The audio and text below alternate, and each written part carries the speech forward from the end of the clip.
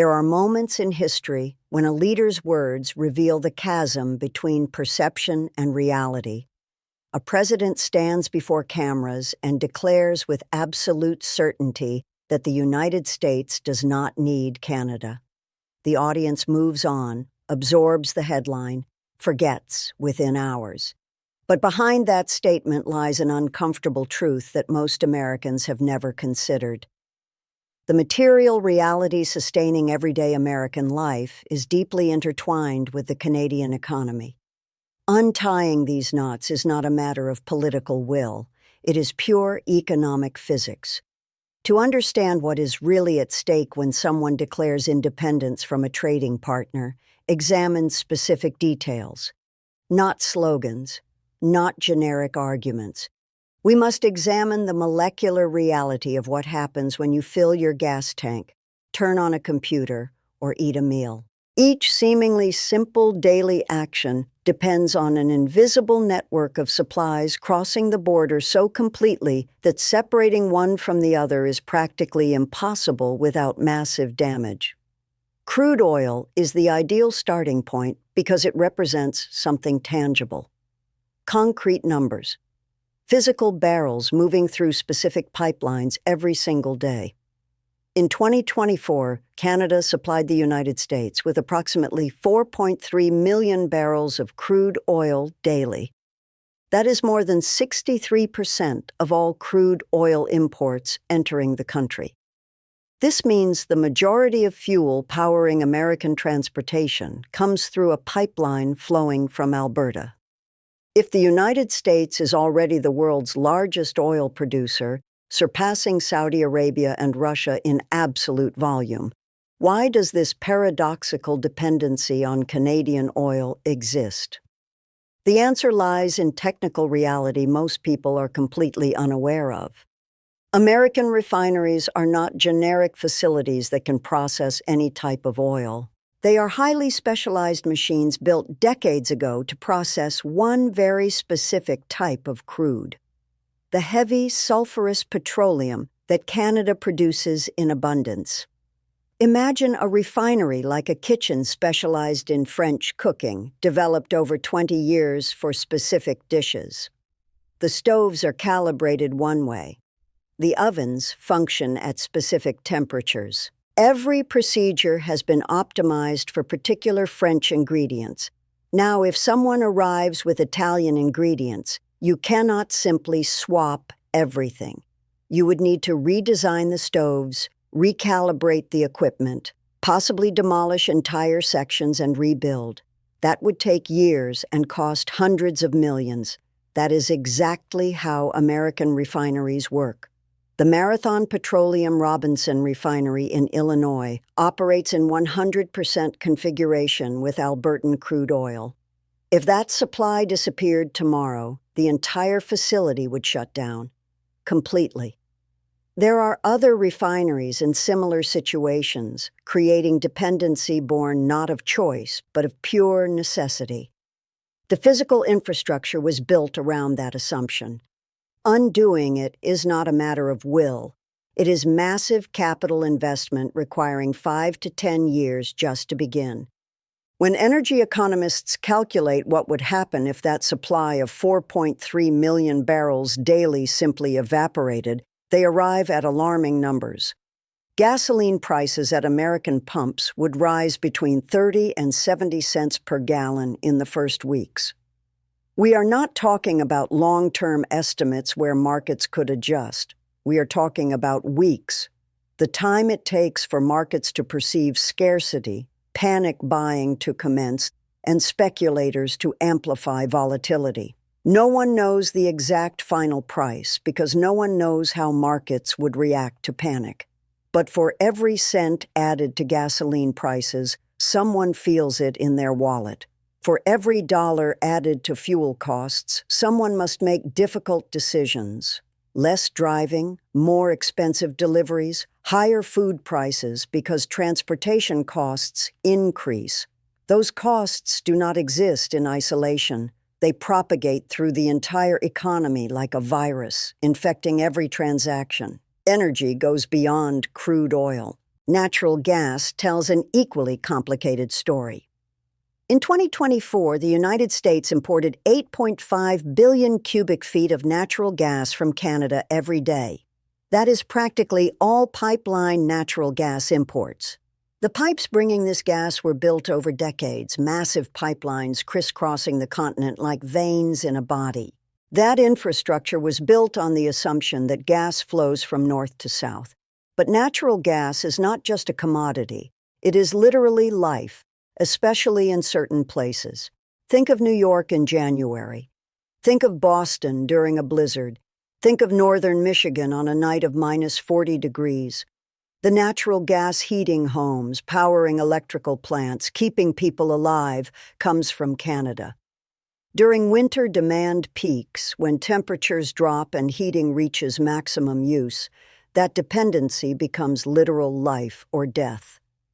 An energy professor from a major university put it with brutal clarity. If Canadian hydroelectric energy supply were cut off, we are not talking about suddenly using wind and solar as magical alternatives. We are talking about firing up power plants burning natural gas or fuel oil. That means more emissions, more pollution, exponentially higher costs. States like New York and Massachusetts invested in climate goals depending on buying clean energy from Canada. They were reaching carbon reduction targets through that integration. Cutting those supplies destroys decades of climate progress. But energy is only half the story. The other half concerns materials most people never think about. Yet without them, modern civilization cannot function. The American government maintains a list of 50 critical minerals for economic and national security. For 12 of those minerals, the United States has 100% import dependency. No domestic production, none. For another 29, the country depends on imports for more than half the supply. Which country supplies the greatest diversity from that list of critical minerals? Canada. Canada produces more than 60 different minerals and metals. Of those, 21 appear on the American federal list of critical ones. Additionally, Canada produces or refines 10 of the 12 critical defense minerals listed by NATO. To make this concrete, imagine fertilizer. A farmer in Iowa needs potassium to fertilize his fields. Where does that potassium come from? Primarily Canada. If Canada stopped supplying potassium tomorrow, the American fertilizer industry would collapse within weeks. Farmers could not fertilize their fields properly. Yields would drop. Food prices would soar. Consumers in distant cities would see their food costs increase without understanding why, or consider nuclear energy. The United States maintains approximately 100 nuclear reactors in operation. Those reactors supply nearly 20% of the country's electricity. A technologically advanced nation might produce its own uranium. The reality is different. The United States depends on Canada as one of its primary suppliers of enriched uranium. If that supply disappeared, nuclear plants could not operate. Within a few years, 1/5 of American electricity would vanish. Entire cities would face blackouts. Hospitals would run on backup. Factories would close. Computers would shut down. Zinc, nickel, titanium, vanadium.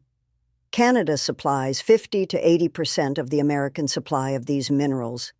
Each one is essential. Reinforced steel for buildings, batteries for electric vehicles, electronics, defense. When one of these minerals disappears, it is not like losing an ingredient you can substitute. It is like removing a pillar from a building. Then there is the rare earth problem.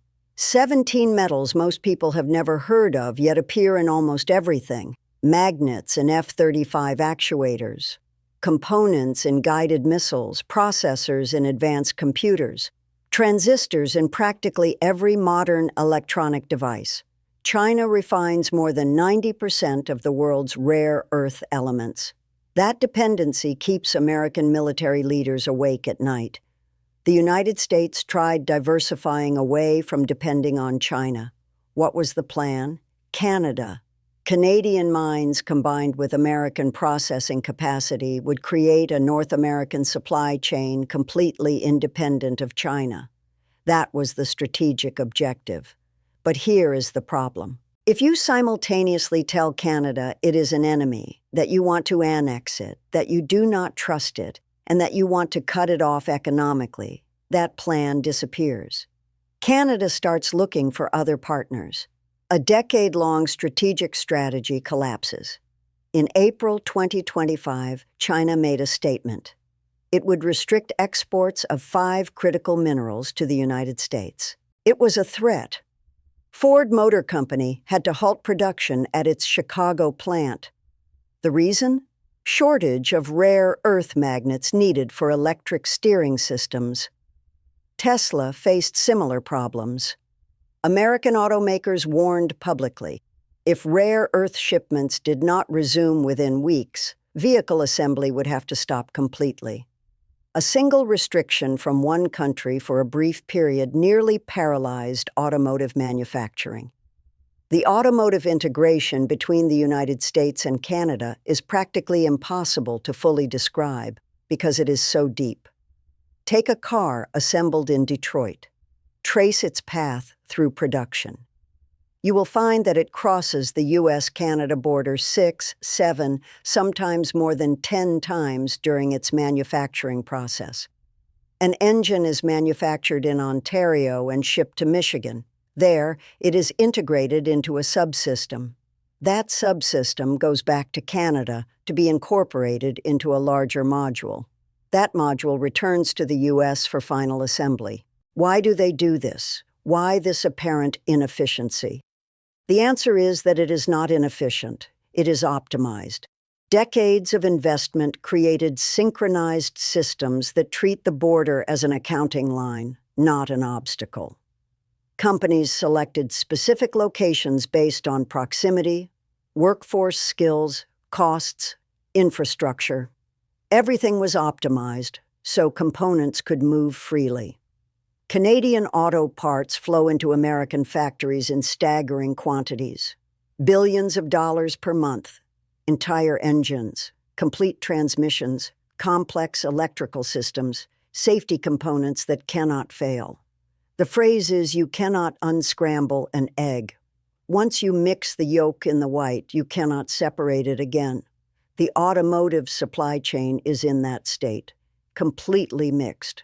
Ontario alone supports 675,000 jobs directly tied to exports to American markets. Many of those jobs exist because Canadian factories make parts that American automobiles literally cannot be built without. If you put tariffs on those parts, you are increasing the cost of every car sold in America. If you put trade barriers that slow the flow, manufacturers start running out of parts. Assembly lines slow down. Storage costs increase. Higher prices mean fewer sales. Fewer sales mean unemployment. Unemployment spreads.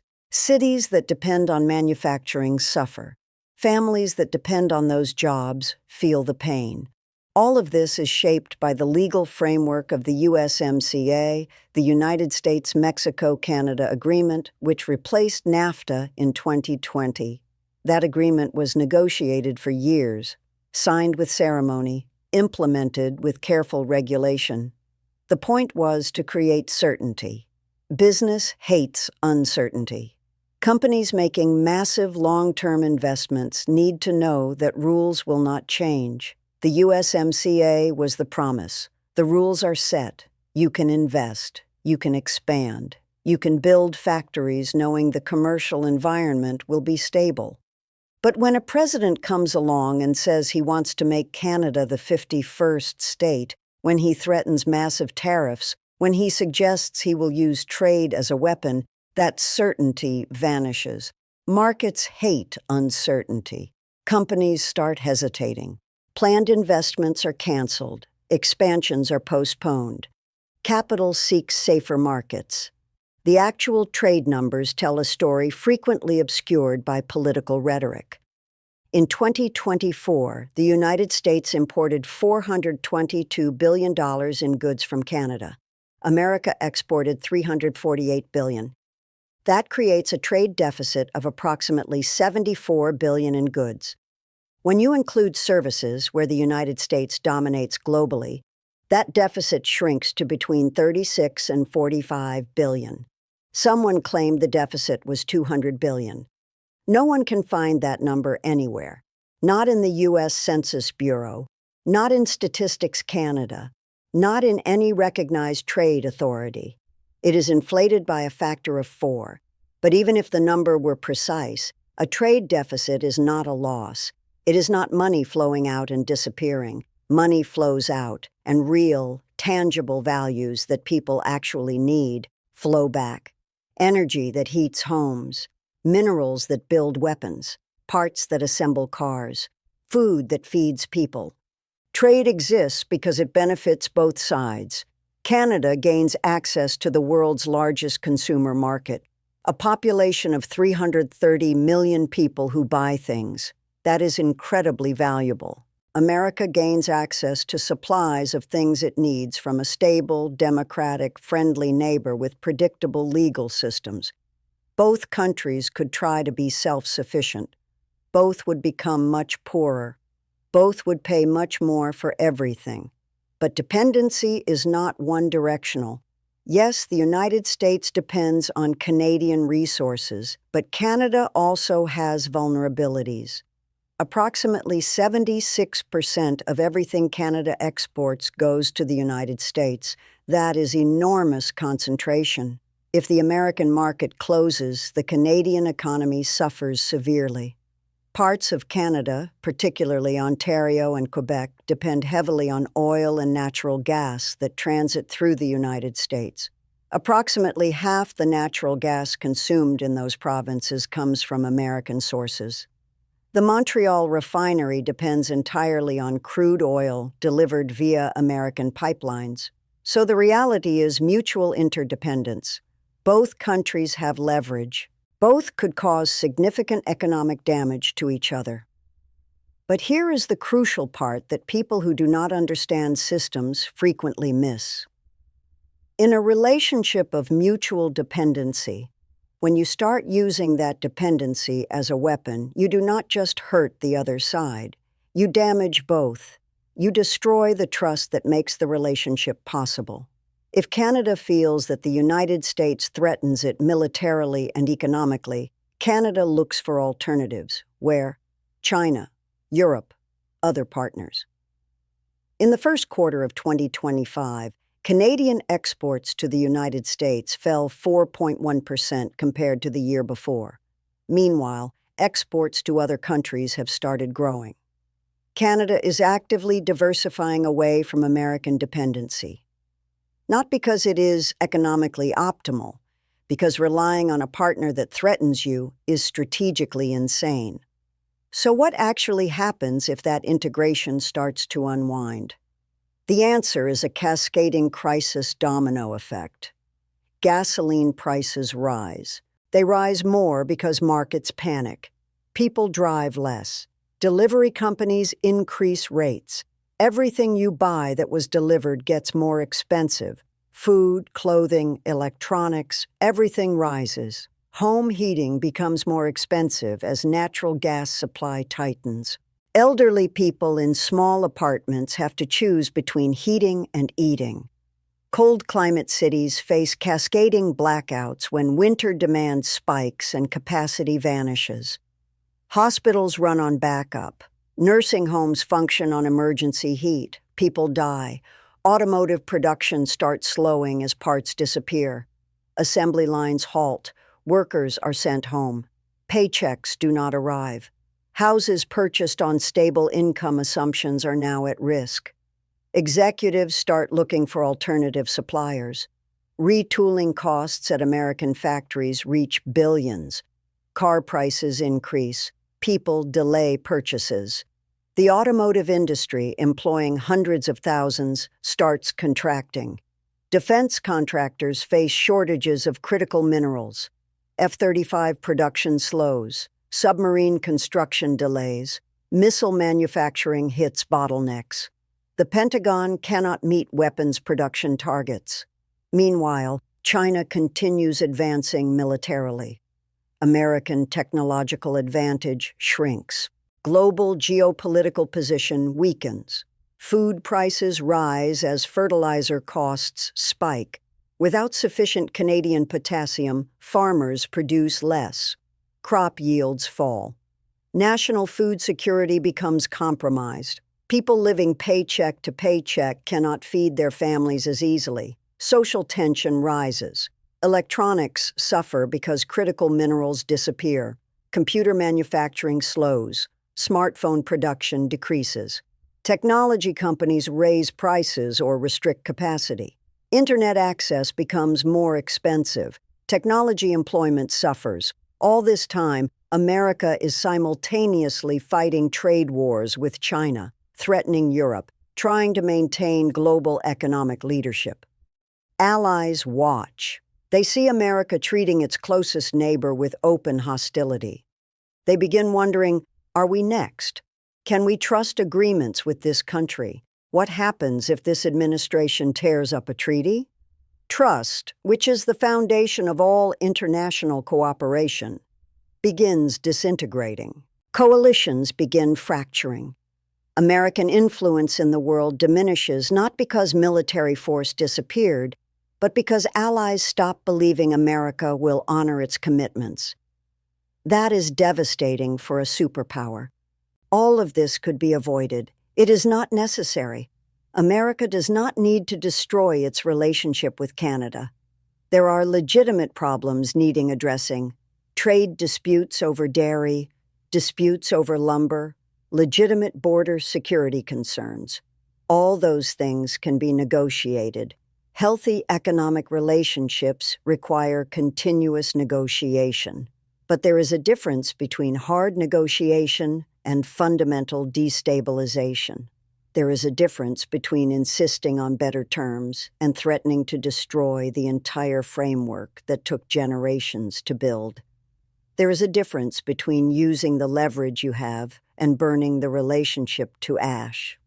What is happening now is a stress test, not just of relations between two countries, but of whether American power can be wielded constructively or whether it collapses into chaos. Whether allies can trust American commitments or whether every agreement is subject to being torn up on presidential whim.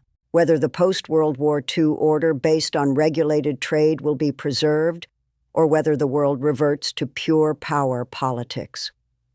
The bitter irony of all this is the perfect disconnect between rhetoric and reality.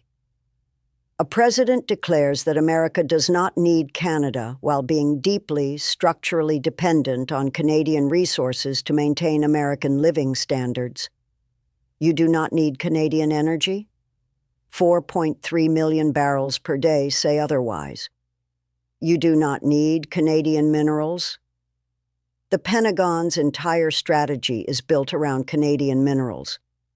You do not need Canadian auto parts? Detroit would like a very long conversation. You do not need Canadian lumber. The American construction industry would appreciate your collaboration to prove that wrong.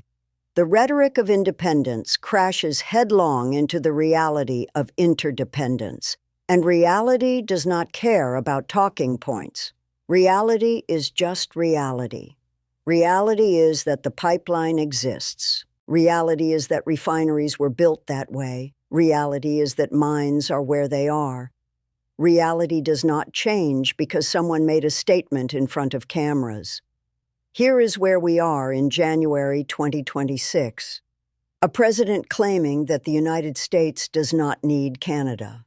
A neighbor that is 90% opposed to being absorbed. Supply chains integrated over generations. Dependencies running in both directions in unequal degrees. Trust being eroded day after day as threats continue and investments retract. Consequences most people will not understand until they are paying more to fill their tanks, paying more on their heating bills, buying cars that cost more dollars, or discovering that the job keeping their family stable disappeared. This is not sustainable. Something has to give. Either rhetoric moderates and relationships stabilize, or integration starts unwinding and both countries pay the price together. You cannot separate an integrated economy without causing suffering. The time to do it, the capital costs, the technical difficulties are all enormous. Canada is not some distant trading partner that America could replace with minimal disruption. It is the neighbor. It is the country next door whose economy is literally fused with America's economy at every level. Energy, minerals, manufacturing, agriculture, services. The fundamental question is just one. What happens when someone says they do not need that which they are structurally dependent on?